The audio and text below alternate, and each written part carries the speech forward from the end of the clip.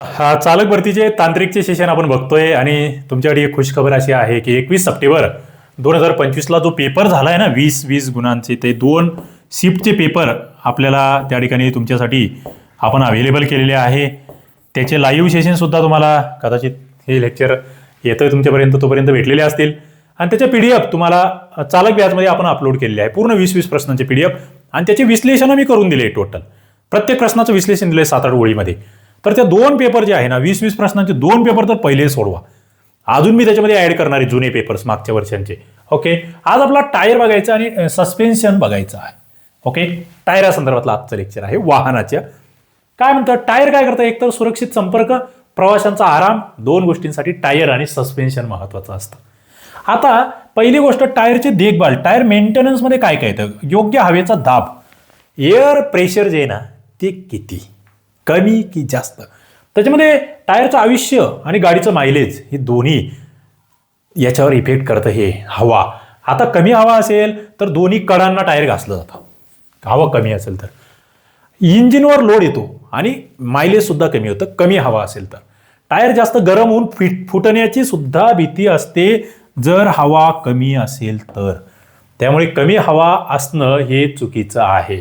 आता हवेचा मग योग्य दाब जो आहे त्यामध्ये तुम्हाला जास्त हवा चालते का, तर जास्त हवा असेल ओव्हर म्हणजे 30 ते 35च्या दरम्यान हवा असावी असं म्हणतात, तर जास्त हवेमध्ये टायर मध्यभागी जास्त फुगतो आणि मग ते मध्यभागी घासू शकतं. हवा खूपच जास्त असेल तर ब्रेकिंग सुद्धा कमी होते, ब्रेक लगेच लागत नाही, गाडी घसरण्याची सुद्धा शक्यता वाढते जास्त स्पीडमध्ये. त्यामुळे खूप जास्त हवाही चालत नाही. म्हणजे हवेचा दाब आहे ना नेहमी कोल्ड कंडिशनमध्ये असला पाहिजे. गाडी चालवण्यापूर्वी टायर थंड असताना त्या ठिकाणी हवा तपासली पाहिजे. म्हणजे तुम्ही म्हटले की फास्ट आता गाडी चालवून झाली 100 किलोमीटर आणि मग हवा तपासायला, ते नाही चालणार. गाडी एकदम म्हणजे थंड आहे तेव्हा PSI मध्ये पाऊंड्स पर स्क्वेअर इंच हे हवा तपासण्याचं एकक आहे. लक्षात घ्या, पाऊंड्स पर स्क्वेअर इंच लक्षात ठेवा. आता टायरची झीज आम्ही कशी तपासतो, कसं ठरवायचं की टायर बदलवण्याची वेळ आली की नाही आली. तो प्रश्न आलेला आहे तुम्हाला याला चालक भरतीला प्रश्न आलेला आहे की किती किलोमीटर चालवल्यानंतर टायर बदललं पाहिजे. 40,000 ते 50,000 किलोमीटर असं उत्तर त्यांनी दिलंय. ट्रेड डेप्थ, टायरवरचे जे नक्षे असतात ना त्याला ट्रेड म्हणतात. बघा त्याच्यावरचे नक्षीला, ही नक्षी रस्त्यावर पकड मिळवण्यासाठी असते. ही नक्षी गुळगुळीत झाली की समजायचं टायर बदलवण्यावर आलं. दुसरं या ठिकाणी असतं TWI, ट्रेड विअर इंडिकेटर. टायरच्या खाचांमध्ये एक लहान रबरी खून असते खाचांमध्ये.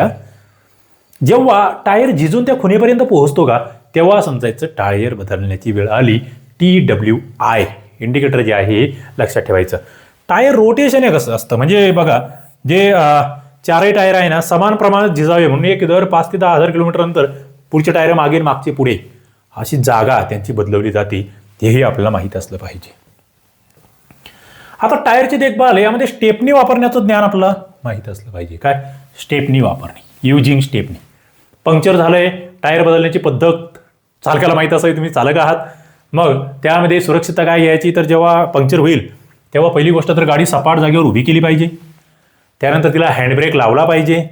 हॅझार्ड लाईट जे आहेत ते चालू ठेवले पाहिजे, म्हणजे 4ही इंडिकेटर जे आहेत ते लागलेले असले पाहिजे. तुमची गाडी रस्त्याच्या बाजूला असते.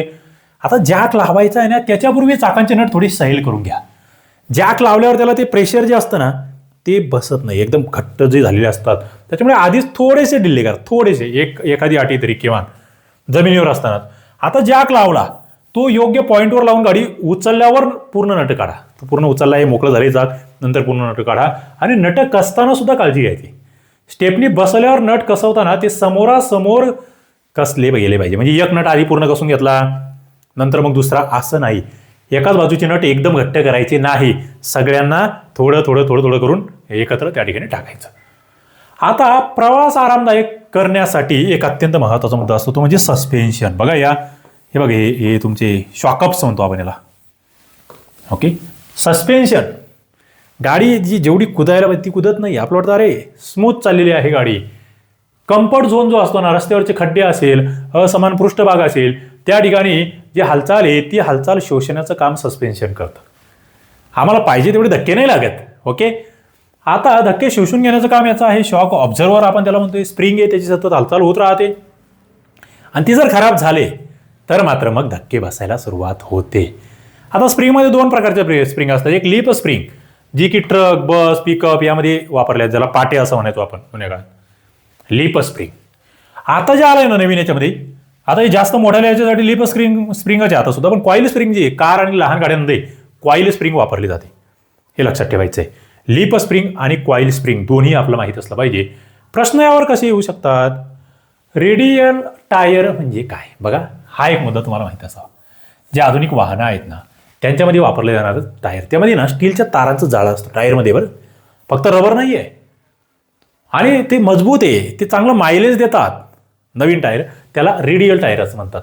गाडी वेगात असताना टायर फुटल्यास काय करायचं? गाडी तुमची चालू आहे फास्ट आणि टायर फुटला, तुम्हाला कळलं अरे टायर फुटलंय, गाडी जर चालू आहे, मग काय करणार तुम्ही? घाबरायचं नाहीये, स्टेअरिंग घट्ट पकडून ठेवा. पहिली गोष्ट, तुमचं स्टेअरिंगवरचं कंट्रोल नाही सुटलं पाहिजे. अचानक ब्रेक नका दाबू, हळूहळू गाडी त्या ठिकाणी कमी करा. एकदम ब्रेक जर दाबलं तर गाडी पलटी होऊ शकते, लक्षात ठेवा.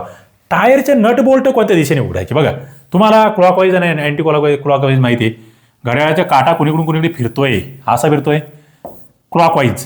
पण नट बोल्ट जेव्हा ढिल्ले करतो आम्ही, तेव्हा अँटी क्लॉकवाईज ढिल्ले करत असतात, लक्षात ठेवायचं. अँटी क्लॉकवाईज घड्याळाच्या विरुद्ध दिशेने नट बोल्ट ढिल्ले करत असतात, लक्षात ठेवा. व्हील बॅलन्सिंग कशासाठी करायचं? आपण म्हणतो ना, व्हील अलाइनमेंट करायचं, व्हील बॅलेन्सिंग करायचं. काय, गाडी ठराविक वेगावर गेल्यावर स्टिअरिंगला कंपन येऊ नयेत म्हणून. स्टिअरिंग त्या ठिकाणी जास्त हलते आहे, त्यासाठी तुम्हाला व्हील बॅलेन्सिंग या ठिकाणी करावं लागतं, लक्षात ठेवायचं आहे. मुंबई हायकोर्ट भरतीची चालकची स्पेशल बॅच चालू आहे. महाराष्ट्रभर आपली बॅच धुमाकूळ घालते, कारण प्रॉपर कंटेंट दिलंय. गप्पा नाही, बिनकामाचा टाइमपास नाही, प्रॉपर सगळं. तुम्हाला मी मुंबईबद्दल स्पेशल लेक्चर टाकतोय, नागपूरबद्दल, छत्रपती संभाजीनगरबद्दल तेही टाकतो आहे. जी के पूर्ण कव्हर करतोय, रस्त्याचं ज्ञान देतोय, स्थळांचं ज्ञान देतोय. अभ्यासकट्टा ॲप्लिकेशन आहे आणि आपल्या मित्रांना हे लेक्चर शेअर करा. आपले जे ड्रायव्हर भरतीवाले मित्र आहेत सगळ्यांना लेखीची तयारी तर करून घेणारच आहे, मुलाखतीची तयारी सुद्धा मी या ठिकाणी करून घेणार आहे. ओके, तर ही वाहन चालकची स्पेशल बॅच, एकच कट्टा, अभ्यास कट्टा या ठिकाणी येऊन तुम्ही जॉईन करायचे आहे. चला, व्हिडिओला लाईक करा, शेअर करा, चॅनलला सबस्क्राईब करून घ्या. धन्यवाद.